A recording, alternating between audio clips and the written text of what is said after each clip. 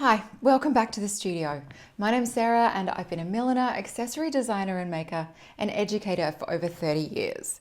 And in this video, I thought I'd tell you a little bit about myself and how I got here. But like most people, I don't really like talking about myself. So I got a couple of friends to send me some questions that they thought you might like the answers to. So hang around for the Q&A. How did I get started? I'm not sure if that's a long story or just an old story, but for me, it started right back in high school. I decided I wanted to be a milliner. Maybe it was something about the sculptural aspect of it, that it still involved fashion, that it could be so over the top and glamorous. But I remember saying to my careers advisor that I wanted to be a milliner. And there was this long pause. And he said to me, what's a milliner? And so it was a little bit of a hard road from there to work out how I was going to do this thing that back in the 80s and 90s didn't really have a big presence in fashion, not like it does now. So I went to university and my career started in Australia. So I went to university in Australia and I studied fashion at RMIT and majored in millinery. So I graduated with a collection of millinery. It was completely over the top and enormous and so different to anything I would make now. But from there, I was so lucky that I got to work with one of Melbourne's preeminent milliners. It was an amazing experience working with Peter Jago in Melbourne. I worked with him for so many years and did so many glamorous and exciting things before I hopped on the boat and went to London, where I got to, because I'd taken that time to build up a portfolio, all the time I was working with someone else, I was still doing bits of my own work, working with stylists, making flowers, learning a bunch of new skills and getting used to networking. So I got to London and I got to again just work with a bunch of amazing people from Frederick Fox, Philip Somerville, the incredible team at Herald and Hatters, and did little film jobs on the side as well, which was super exciting. So I particularly made flowers for films when I did that. When it was time to come home, I so luckily was offered the role of head of the millinery department at the Melbourne Theatre Company, which such an exciting job, such a massive learning curve, but so incredible to be part of such a creative powerhouse that kind of theatre institution is in Melbourne. So we did some really exciting work there, and I can really remember working on great pieces like Great Expectations and doing beautiful over-the-top work. Once I'd done that for a while though, I'd been a milliner for just over 10 years, I think, and wanted to try something a little bit more. And that's when I started to curve into making handbags, working much more with leather. I certainly didn't abandon hats. I used to make this great leather beret. And from there, grew a whole business out of making accessories and worked with that business for over 20 years. But all the while I was doing that, I couldn't stop telling people what to do. So that is teaching for me. So I love to share my skills. So that whole time I was also still teaching until, I'd done a lot of extra training around teaching, and then I became the head of the fashion sustainability degree at Collards in Melbourne. And I did that for quite a few years, and it was such I was so proud to have been part of that amazing course and have grown sustainability in the industry. That then led me to, maybe my third big life change, where I decided to pack up my family, pack up the dogs, and buy a big old house in France, which is where I live now, and where I'm starting a much slower kind of fashion millinery practice here.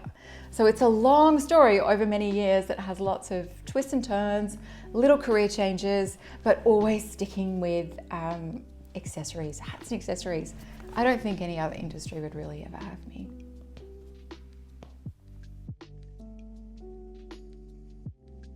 Rather than a philosophy, I'm going to talk a little bit about how I feel about fashion. I, like so many people, am just exhausted and saddened by the fast fashion industry and the way fashion is going now. It's too homogenized, it's too fast, it's too low quality. It, as an industry as a whole, doesn't really celebrate handmaking and joyous creation of really individual pieces. So I suppose my philosophy is all around storytelling in fashion, making pieces that really truly mean something, both to the maker and the person who's going to wear them. It's really about maintaining and teaching and sharing the skills it takes to create beautiful fashion and design. But it's also about having joy in what we make and making less of it, buying less of it, and all being part of a creative process. So I suppose you could say that's the very essence of slow fashion, is what I'm all about. So even the way I make hats is very slow. I might have a giant machine behind me, but I rarely use it. I'm going to pick up a needle and thread way more often than I'm ever going to go to a sewing machine.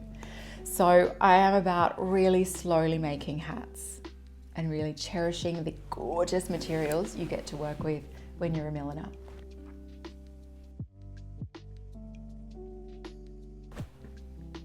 Is the apron obligatory? Yes, the apron is obligatory. It doesn't feel like I'm working without this. I have to put it on with the rest of the uniform, which is always a shirt and a pair of jeans. If I don't have an apron on, I don't feel like I'm ready to be a milliner, to be a creator, to be a maker. I put this on even if I'm doing absolutely not one untidy or dirty job for the day. This makes me feel like I'm at work. So yes, the apron is obligatory.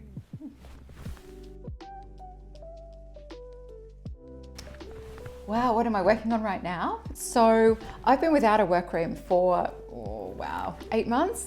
And I finally got one back and started working on kind of the stuff I'd been thinking about. I wasn't able to actually make anything or sew anything. And it's all really about the story of place, where we live, where our memories are, what's important to us, and the things that help us tell our story. And I'm doing that through working with straw, so hand sewn straws to make the hats and the bases, but then using embellishment and embroidery techniques and other craft techniques to help tell the story of where I am, where I'm going, and what's important to me. So my design process is really exploring things around me, and one of the things I've been exploring is the village that I live in and the part of the world that is now home for me. And I've had kind of a year to think about that. So I'm really looking at how we tell stories through the clothes and the millinery and the hats and the accessories we make, through making kind of pieces that mean something, again, to me and to the wearer.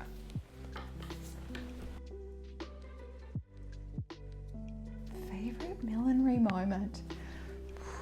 This is a hard one. I've had so many great moments in my career so far that it's really hard to choose. I think one I would choose is the first time you see your work in a major publication. So I've had both work that I've done with the people and businesses I've been working with, but also some of my own work featured in Vogue. And there's something really special about that. It's a validation that you can't beat. It's a buzz seeing your work in print where someone has chosen to feature your work in an editorial. That's exciting. So I've had a few great moments like that. I think one of my other favorite moments is in my first job. I worked a lot in bridal millinery, and working with brides is it's so heartwarming. They're so excited to be there. They're so excited to have this hat made for them, and it might be the only hat or headpiece they ever get made in their life.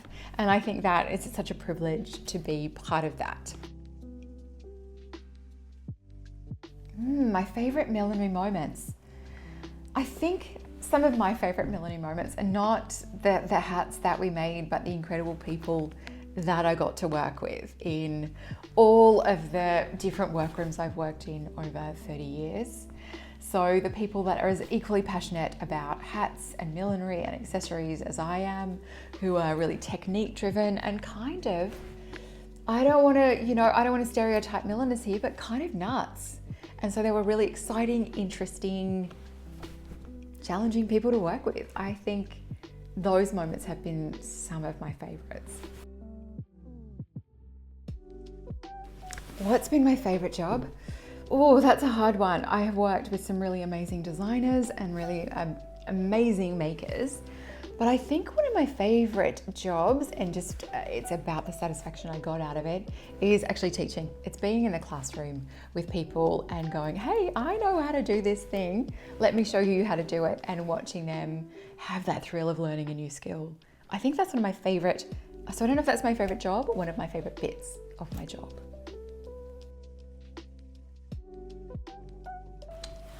My favorite bit of equipment.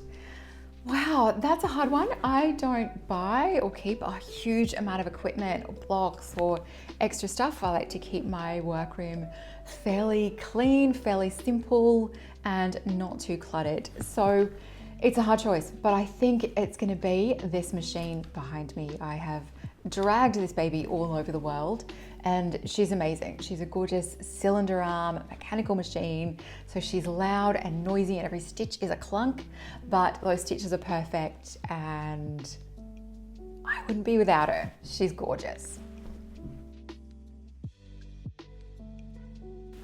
Favorite blog? Come on, that's like choosing your favorite child.